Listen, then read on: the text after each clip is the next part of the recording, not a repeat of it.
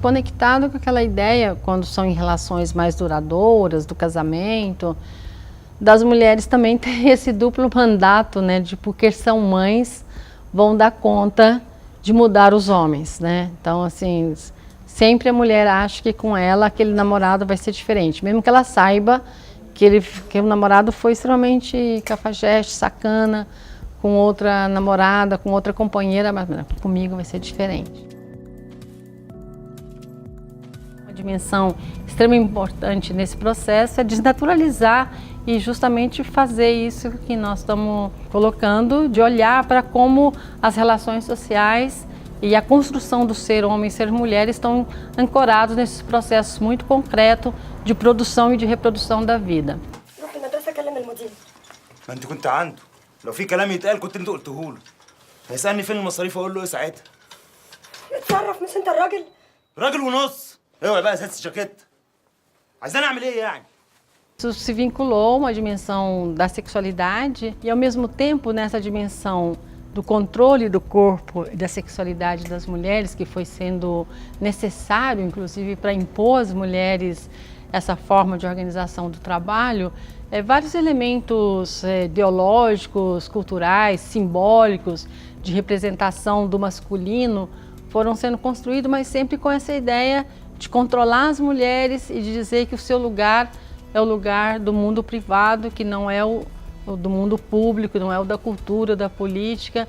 E um elemento que é importante abordar é justamente como na nossa sociedade, aqui no Brasil, naquilo que nós chamamos do mundo ocidental judaico-cristão, essa representação do que é ser mulher está estruturada muito a partir de elementos que a gente chama binários, colocando as mulheres entre como a santa ou a puta, como não sexuada e aquela que é sexuada, mas ambas desvalorizadas e ambas sendo ditas que elas têm um lugar delimitado a partir daquilo que é funcional para os homens. E essa dimensão dessa construção, dessa visão das mulheres entre santas e putas, tem muito a ver também com o que foi a estruturação do modelo de sexualidade ao longo da história e como ele se consolida nesse momento do capitalismo, que é uma ideia de uma sexualidade heterossexual, centrada no desejo masculino e nas formas e nas práticas masculinas. فوائد كده عشان وحشتيني. تعبانة ومش قادرة. يعني ايه مش قادر؟ يعني مش قادرة أعمل اللي أنت عايزني أعمله. جرالك ايه؟ انت على طول تعبانة او مش قادرة؟ يكونش ريحتي وحشة انا مش عارف، انا لسه مستحمى. نامي عادي ربنا. مش هنام انا غير لما اعرف ايه اللي مقرفك مني اهو. Há uma ideia de que no casamento é o lugar onde se reproduz, onde se tem os filhos, portanto, a construção de uma dupla moral, né? Se os homens têm uma sexualidade que tem a ver com seu gênero, portanto, uma sexualidade agressiva, uma sexualidade insaciável e que dá essa ideia de natureza, no caso, como uma questão da natureza, que os homens são assim. Portanto, então tem que ter mulheres para casar e mulheres apenas para o sexo.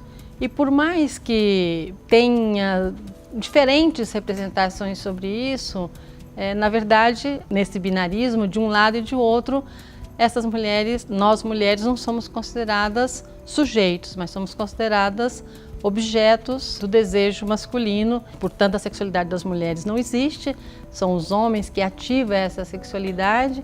Se a gente pensar na grande maioria das nossas sociedades há 60, 70 anos atrás, por exemplo, existia o tabu da virgindade, ou as mulheres que se divorciavam, ou nem existia o divórcio em muitas sociedades, ou quando as mulheres se separavam,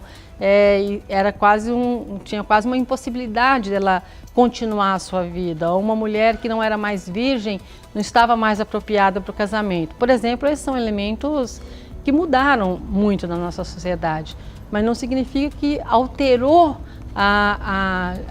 o modelo, né? A gente pode dizer que o modelo ampliou, incorporou outras práticas, incorporou outras possibilidades, mas ele continua tendo uma ideia do que é normal e as pessoas são vistas segundo quanto mais perto ela está da norma ou quanto mais longe ela está. Daughter is turning into a damn man right in front of your Ou seja, é na família onde se organiza esse trabalho doméstico de cuidados, é na família onde se socializa meninos e meninas para serem meninas femininas e homens masculinos que vão conformar esse mundo do trabalho a partir dessa divisão sexual do trabalho.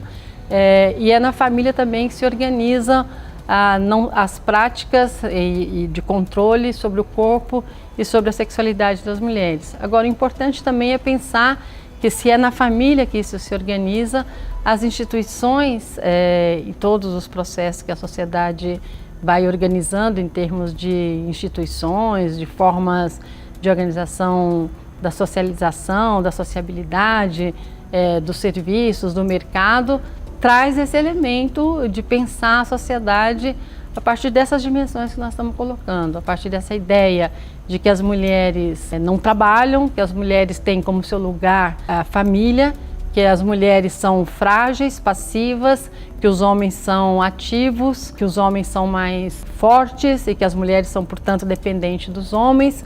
E com isso vai se consolidando toda essa dimensão que nós falávamos no início do patriarcado e dessa ideia de uma desigualdade das mulheres que é naturalizada como algo que é intrínseco à natureza masculina e feminina. O impacto e o resultado do ciúme da mulher é diferente do ciúme do homem, né? O ciúme da mulher é só para reforçar que ele é realmente sedutor, que ele é realmente poderoso, né? Já o ciúme dele é porque ela não é digna de confiança, né? Então são, de novo, como que para cada frente à ideia do feminino e do masculino, as questões têm representações e significados diferentes. Eu acho que é a dimensão do amor romântico, né? Tem que discutir o amor romântico. Eu acho que a gente não discutiu o suficiente o amor romântico. Eu acho que as representações de amor ainda são das princesas e seus príncipes encantados, né? Essas são as representações, são assim que as crianças aprendem o que é o amor na nossa sociedade. Lendo e vendo filmes dos antigos contos de fada, que foi por onde se impôs para as crianças a ideia de amor romântico, né?